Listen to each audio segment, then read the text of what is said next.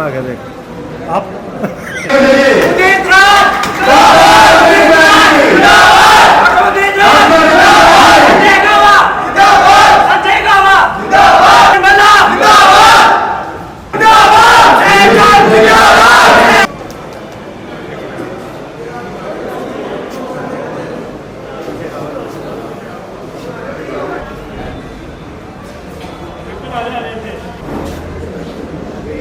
मैं यहाँ पे उपस्थित personal secretary doctor Udit Raj, Bharat Mata की, भारत माता की।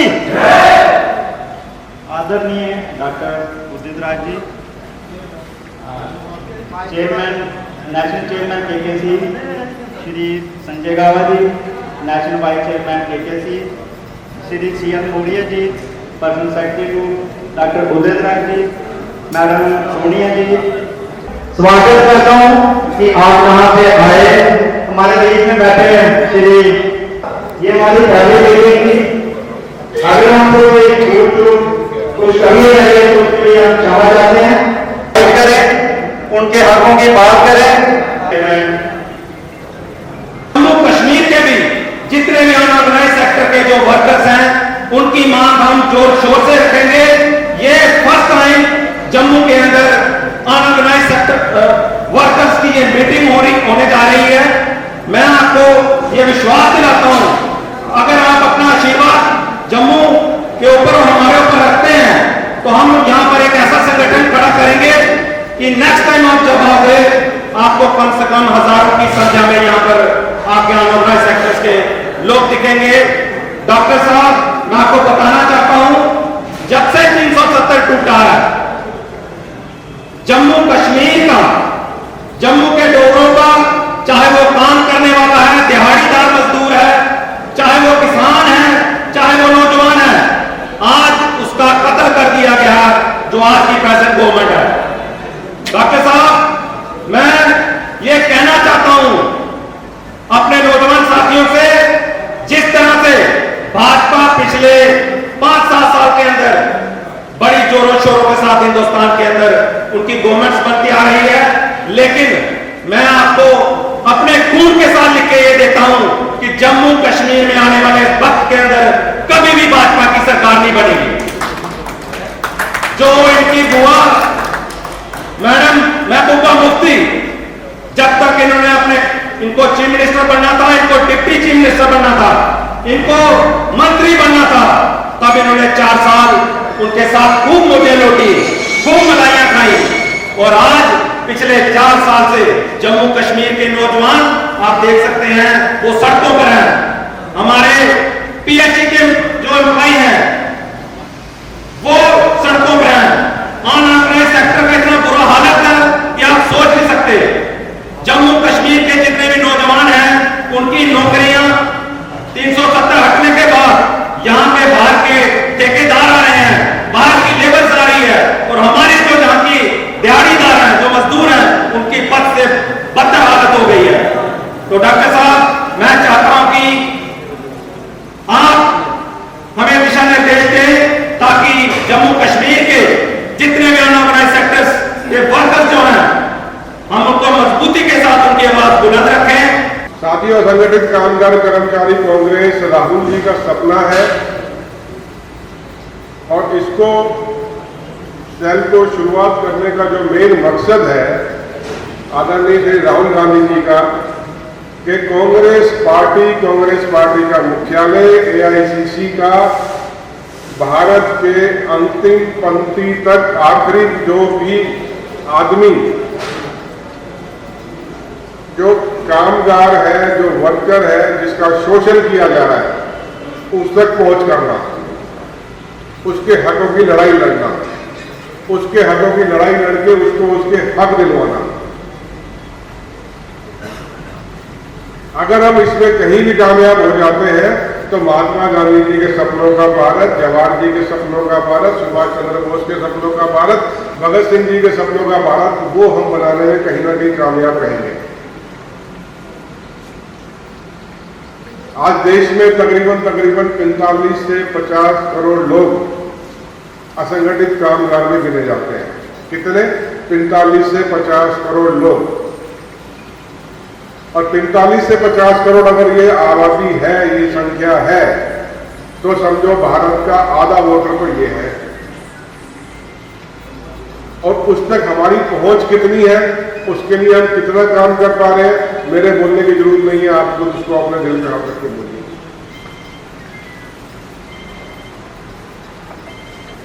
यहां बैठ के दिल्ली ऑफिस को कुछ भी कह देना, राहुल जी के लिए कुछ भी कह देना, या किसी के लिए कुछ भी कटाक्ष कर देना, उससे ज्यादा जरूरी है अपना आत्मचिंतन, आत्ममंथन करना कि हम पार्टी के लिए क्या कर रहे हैं।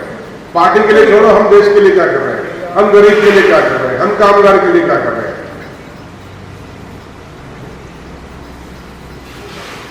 आशा वर्कर के लिए जम्मू कश्मीर की प्रॉब्लम भी मेरे सामने आई, तनख्वाह नहीं मिलती है, जिसकी लड़ाई हम पूरे हिंदुस्तान में लड़ रहे हैं। लगातार मेरी स्थिति यहां पर भी मैं देख रहा हूं। आशा वर्कर एक ऐसा तबका है जो कोविड के समय में भी डॉक्टर लोग भी घर में डूबते हुए थे, चाहे कोई भी डॉक्टर हो, आशा वर्कर घर घर जाके सेवा कर रही थी। उसके साथ कंस्ट्रक्शन वर्कर की हम बात करते हैं। ये मैं सारे जो एक एक करके कैटेगरी लूंगा, ये सारी कैटेगरी असंगठित कामगार में आती है, जिसको आप, अगर आपका इंटरेस्ट है, खाली अपने तक आपका इंटरेस्ट है तो फिर वो मर्जी है। अगर आपका इंटरेस्ट है थोड़ा सा भी लीडरशिप में, अपने आप को बढ़ाने में, अपनी ताकत को बढ़ाने में, तो आपको इनके बीच जाना पड़ेगा, इनके लिए काम करना पड़ेगा, इनको अपने साथ जोड़ना पड़ेगा। अभी राजवीर जी ने बोला कि उदित साहब का आशीर्वाद चाहिए। भाई, और आशीर्वाद कैसा होता है? आपको चेयरमैन तो दे दिया, और आशीर्वाद क्या चाहिए होता है, जिसको मैं आपको विस्तार से बताऊंगा। दिलेरन सूट ठावक लड़ाई, दिलेरन सूट ठावक लड़ाई, गची दिल कई जिगर पैदा, सोहबत बुझ दिल है, करा वसवास डर पैदा। कहते हैं जो बहादुर लोगों के साथ उठना बैठना रखता है, उसका दिल भी बहादुर और शेर जैसा होता है। और जो लोग बुजुर्गों के साथ उठना बैठना रखते हैं, उनका दिल भी गीदड़ जैसा होता है। इसलिए हमें पूरी उम्मीद है, हम हिंदुस्तान के उन कार्यकर्ताओं के साथ बैठते हैं जिनका दिल शेरों वाला दिल है। मैं इस देश के मजाक से डॉक्टर उदित Nath ji, chairman KKC, Sanjay Rawat ji, chairman KKC, Shamsher Chand ji, Jammu Kashmir coordinator, और डॉक्टर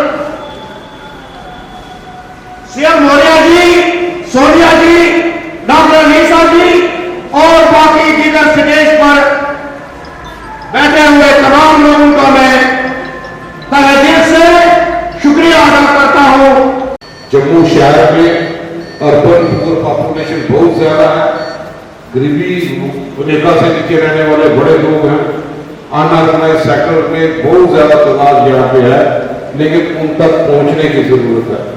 जो भी साथी बने, मैं यकीन दिलाता हूँ हम हर मरने में इनके साथ खड़े होंगे, लेकिन अब सिर्फ भाजपा तक वो आप बर्दाश्त करने वाले नहीं, ग्राउंड में आपको उतरना पड़ेगा। मैं गुजरात से भी ये गुजारिश करूंगा, हमारी टीम वर्क है। आज कांग्रेस क्राइसिस में सोनिया जी, राहुल गांधी जी पूरी विपक्ष की आवाज को दबाने के लिए भारतीय जनता पार्टी सत्ताधारी पार्टी है, पूरी ताकत झोंक रही है। हम सब लोगों का फर्ज है टीम के तौर पे हम उन ताकतों को अच्छे ढंग से जवाब दे पाए जो बिना किसी चीजों के विपक्ष की आवाज को दबाना चाहते हैं। चाहे जीएसटी बढ़ा के हो, जब गरीब आम जो नॉन पैकेज वाली आइटम है उसमें भी 5% जीएसटी लगा दे, तो यही तो अनऑर्गेनाइज सेक्टर से ज्यादा मार पड़ी। वो गरीबी रेखा से नीचे रहने वाले लोग, रेडी चलाने वाले लोग, ऑटो चलाने वाले लोग, टूरिज्म से यहाँ पे संबंधित थे। कोरोना के बाद ये अपने पैर पे खड़ा नहीं हो पाए। आज जरूरत है उनको पैकेज देने की, लेकिन पैकेज तो क्या देना, इस सरकार ने जब दही पे भी 5% जीएसटी लगा दिया। अगर आप 1000 का कमरा लोगे उसमें भी जीएसटी लगा दिया, बच्चों के लिए किताबें पेंसिल लोगोगे उसमें भी जीएसटी लगा दिया। ये चीजें हैं जिसने अनऑर्गेनाइज जो लोग थे, जिनकी बुनियाद पे कांग्रेस खड़ी हो सकती है, यही एक ताकत है जिसके माध्यम से मैं समझता हूँ एक चाबी होगी। अगर ये संगठन आपका मजबूत होगा तो कांग्रेस बड़ी ताकत के साथ मैदान में यहाँ पे उतरेगी और पहाड़ों को चीरते हुए दोबारा कांग्रेस का पश्चिम लहराव रहेगी। आज 75वें साल के बाद हम आजादी में प्रवेश कर रहे हैं। ये आरएसएस का कार्यकर्ता जो उनकी भी जिम्मेवारी बनती है कि लोगों को बताया कि 75 साल में कांग्रेस की क्या कंट्रीब्यूशन रही। जवाहरलाल नेहरू नहीं होते तो आज जम्मू कश्मीर हिंदुस्तान का ऐसा शायद ना होता, ये बताने की जरूरत है। हिंदुस्तान में कांग्रेस जिसमें इंदिरा गांधी हो, जिसको कश्मीर की बेटी कहा जाता था, आज उनकी जड़ें कश्मीर से शुरुआत में मगर महसूस करते हैं उस कांग्रेस के साथ हैं जिनकी रूट्स जो है वो कश्मीरी पंडित समाज से जुड़ी हुई। आज आने वाले दिनों में आपसे भी गुजारिश करूंगा जो हमारे संगठन के साथी जुड़े हैं, कल नेशनल लेवल का बहुत बड़े पैमाने की हमारा प्रोटेस्ट होगा। महंगाई की मार को देखते हुए सीधी जो कांग्रेस आगे से हम विशाल जुलूस के शक्ल में निकलेंगे, गिरफ्तारी भी देनी पड़ेगी, सारे साथी वहां पे जाएंगे और अपना सहयोग यहाँ पे देंगे। और 9 अगस्त से लेकर 15 अगस्त तक पूरे इलाके में जम्मू शहर में पद यात्रा होगी। उस पद यात्रा का मकसद की कांग्रेस की कंट्रीब्यूशन हिंदुस्तान के प्रति लोगों को जागृत करना, यहाँ पे बढ़ती हुई महंगाई को रोक लगाने के लिए केंद्र सरकार को दबाव बनाने की बात करना, यहाँ पे लोगों की दिक्कतों को उजागर करना और उसका समाधान करना। और उसके साथ साथ यही हमारी मांग होगी कि मैं उदित राय से भी यही गुजारिश करूंगा, कल का ऐसा दिन है जिसने हमारी रियासत का दर्जा छीन लिया और हमारे जम्मू कश्मीर के तमाम अवाम की यही आवाज है कि फौरी तौर पर रियासत का दर्जा बहाल कर दो और चुनाव के लिए तैयार हो जाए। अगर सरकार ये दावे करती है कि स्थिति बिल्कुल ठीक है तो फिर चुनाव कराने में देरी।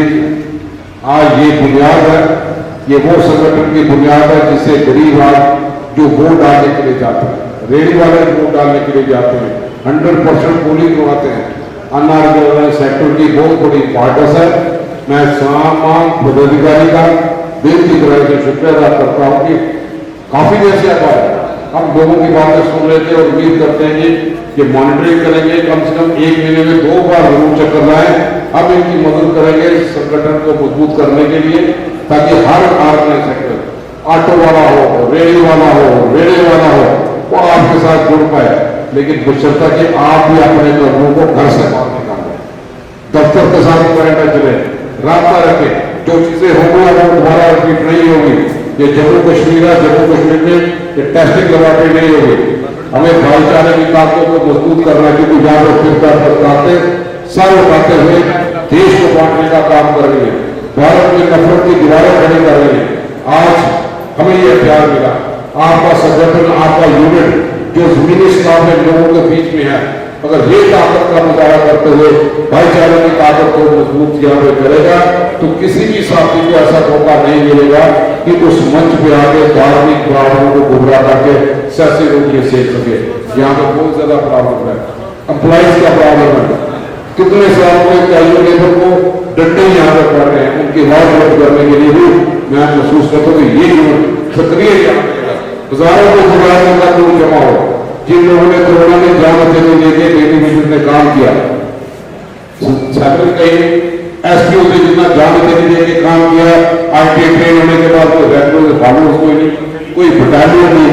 तो इसलिए लगता है कि जम्मू कश्मीर का आवाम जो है वो दुखी है, वो जख्मी है। भाजपा की गर्भवती नीतियों के माध्यम से इस यूनिट के द्वारा हम कांग्रेस को दोबारा ताकत ला सकते हैं। मैं वितराज जी का, सारे साथियों का जाति तौर पर दिल की गहराइयों से मुबारकबाद पेश करता हूँ कि आप यहाँ पे आए। नई जान यहाँ पे बरकत में पड़ रही है और इसी जान के माध्यम से बरकत जब तैयार होगा तो वो दिन दूर नहीं कि हम दोबारा कांग्रेस का पश्चिम ला पाएंगे। जितना मर्जी भाजपा हमारे विपक्ष की बात को दबाने का प्रयास करे, हम उतनी ताकत बन के यहाँ पर निकलेंगे। सोनिया जी ने ठीक कहा कि वो इंदिरा गांधी की बहू है, किसी से डरती नहीं। इसी के माध्यम से हम लोगों ने आगे चलना है, डरना नहीं। हम सब लोग चट्टान के तरीके के साथ आप लोगों के साथ यहाँ पे खड़े हैं, क्योंकि भाईचारा को मजबूत करना ये इस समय की पुकार है। और इसके साथ साथ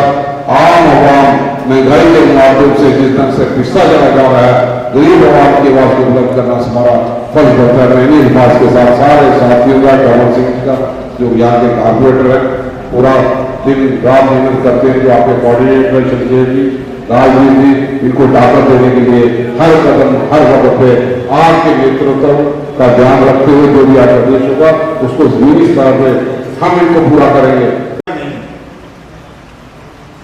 कोई आ रहा है, कोई जा रहा है। एक सवाल मैं आप लोगों से पूछता हूं, जब आपने राजनीति करना तय कर लिया और फिर आप घर से भी चल करके यहाँ आ गए, उसके बावजूद में भी आप 1 घंटे 1.5 घंटे के लिए बैठ न सके, तो इसमें आपकी व्यक्तिगत आपका बड़ा घाटा। या घर से आते ही, जब घर से आए हो तो कुछ ज्ञान लेकर के लौटो। तमाम सारे वक्ताओं ने, बल्ला जी, गाबा जी ने बहुत अच्छी बातें कही। कभी कभी 1-2 बातें जिंदगी बदल देती। हाँ भाई बैठिए,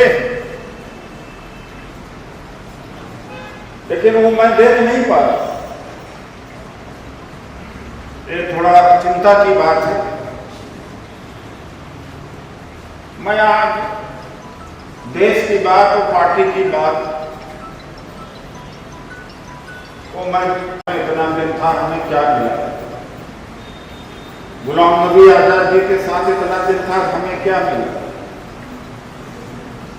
मैं दोस्त कार्यकर्ता को ही का ही मानता हूं। मेरा कोई आका नहीं रहा कभी, ना मैं आका बर्दाश्त किया कभी। अपने बूते संगठन बनाया और मेरा नाम शायद कम ही हुआ है जब से एमपी बना हुआ कांग्रेस ने। इसके पहले यहाँ पर जम्मू में कई बार हमने रैलियां भी की। थोड़ा बहुत मेरा जागृत प्रयास था। रिजर्वेशन के इशू पर है, उसको पहचानो, उसको निखारो। एक साथी ने कहा कि जब आप कहेंगे, अरे भाई हम क्यों कहेंगे? आपका अपना कैरियर नहीं है, आपको जिम्मेदारी नहीं है क्या? आप जब पड़ोस से गुजरते होंगे तो लोग देखते नहीं होंगे कि तो पहले से ये कुछ कर नहीं पा रहा। आपका भी तो अपना मान सम्मान है, आप अपना फर्ज नहीं समझते। मैंने कश्मीर के लिए भी कहा, लेकिन कश्मीर में अभी शिकायतें रहने में बात किया। हमने कहा कि कश्मीर में सम्मेलन करते हैं, कहा वहां पर बड़ा आपका आतंकवाद है। हमने कहा और लोग भी तो कर रहे, तो मौका सबको दिया है। तो कांग्रेस पार्टी अब वो पार्टी नहीं रही है, वो जमाना नहीं रहा। For more updates, do subscribe our YouTube channel and don't forget to hit the bell notification icon. And if you are watching this video on Facebook, do follow our Facebook page.